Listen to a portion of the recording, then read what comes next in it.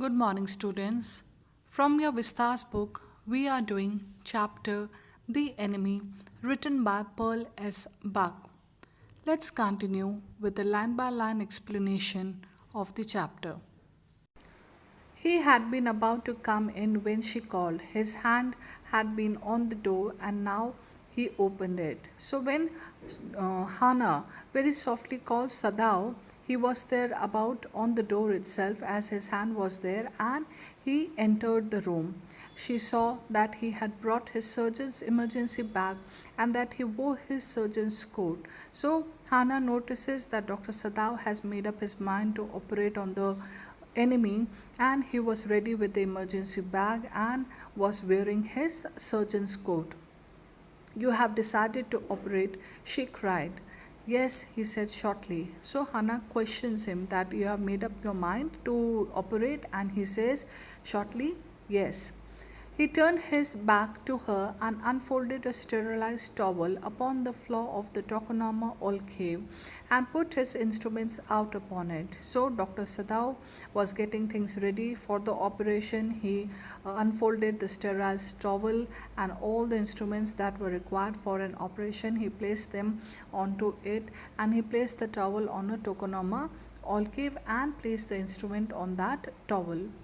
Fetch towels, he said. So Dr. Sadao orders Hannah to get more towels. She went obediently, but how anxious now, to the linen shelves and took out the towels. So Hannah goes to the shelves and take out the towels, but then she got worried. Why? There ought also to be old pieces of matting so that the blood would not ruin the fine floor covering. So she got worried because the blood will spoil the floor covering, that is the carpet, and she was reminded that there were old pieces of mattings also. So she went out to the back veranda where the gardener kept straps of matting with which to protect delicate shrubs on cold nights and took an armful of them. So she goes to the veranda and there the gardener had placed the old pieces of matting, and this the gardener used to place these straps of matting onto the soft delicate plants, especially during the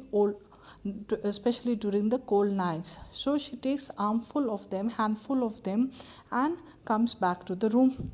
But when she went back into the room, she saw this was useless. So as she entered, she was very sorry.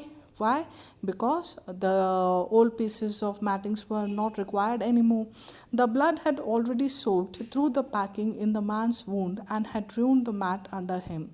Why? Because the packing, that is the packing of the sea moss that was done onto the wound, that sea moss had soaked all the blood, and it was all the blood from the man's wound, and the mat on the floor, that is the carpet, was spoiled with the blood. Oh, that mat, she cried. So she said she was sorry that the carpet was spoiled with the blood. Help me to turn him, he commanded her. So Dr. Sadao asked her to help him to turn the person. She obeyed him without a word and he began to wash the man's back carefully. So, without a word, she obeys what the husband said. She helped him and turned the enemy, the patient, and then Dr. Sadao started cleaning the back of the person. Yumi would not wash him, she said. Did you wash him then? Sadao asked, not stopping for a moment his swift, concise movements. So Hannah informs Dr. Sadao that Yumi disagreed to wash the injured person, clean the body of this enemy. So Dr. Sadao questions her that have you cleaned him? So when he says so, he is all engrossed in his hands are moving very swiftly and he is engrossed in cleaning him. Yes, she said.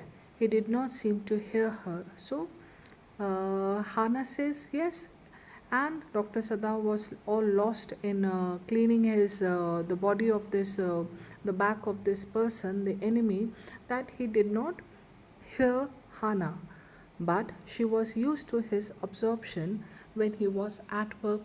But then Hannah was all used to such concentration. When Dr. Sadav is into some patient, he so does the work with concentration and so get engrossed with the things that he does not hear others. She wondered for a moment if it mattered to him what was the body upon which he worked so long. So Hannah wondered that Sada was not bothered who the injured man was or who the injured patient was, so long as it was for the work he did so excellently. He was only concerned in performing his work in an efficient manner, excellently. You will have to give the anesthetic if he needs it, he said. So Dr. Sadav says that if the patient requires anesthesia, you have to give him. She repeated blankly, but never have I. So Hannah was amazed that I have never done this before. It is easy enough, he said impatiently. So he says to her that the thing is very easy, that is giving anesthesia to the person is easy, and he is going to instruct her how to do that. He was taking out the packing now, and the blood began to flow more quickly. So Dr. Sadao removes the packing from the wound. And if you remember, we have done that the packing was of the sea moss. So he removes this packing, and there was a blood that came out fastly. He peered into the wound with the bright surgeon's light fastened on his forehead. So he looks carefully to the wound, how deep the wound is, and he is doing this with the surgeon's light that was there on his forehead. The bullet is still there, he said with cool interest. So he says that the bullet is there. Now I wonder how deep this rock wound is. So he is thinking that what is the depth of this wound. If it is not too deep, it may be that I can get the bullet. So he knows that if the depth of the wound is not bad, then the bullet would come out easily. But the bleeding is not superficial. But then this bleeding was not from the surface of the skin. It was because of the wound, because of the depth of the wound, that the bleeding was there. And he has lost much blood, and the patient had not lost enough of the blood.